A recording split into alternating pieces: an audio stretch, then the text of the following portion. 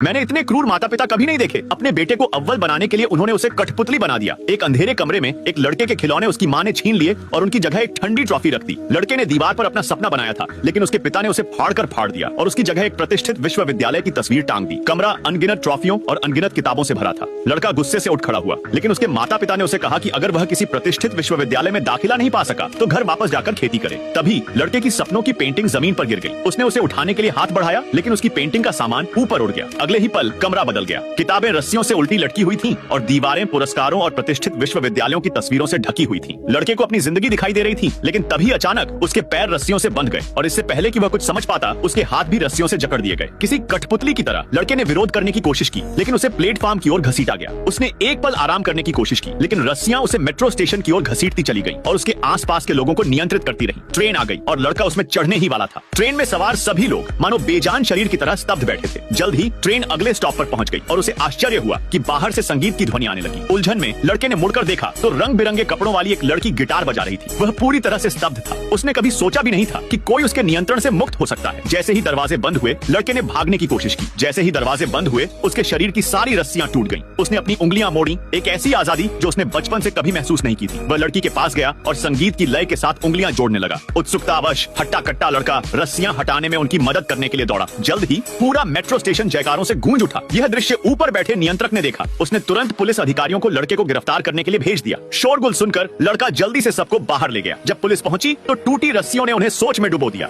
उन्होंने अपने हथियार फेंक दिए और आजादी की राह पर चल पड़े।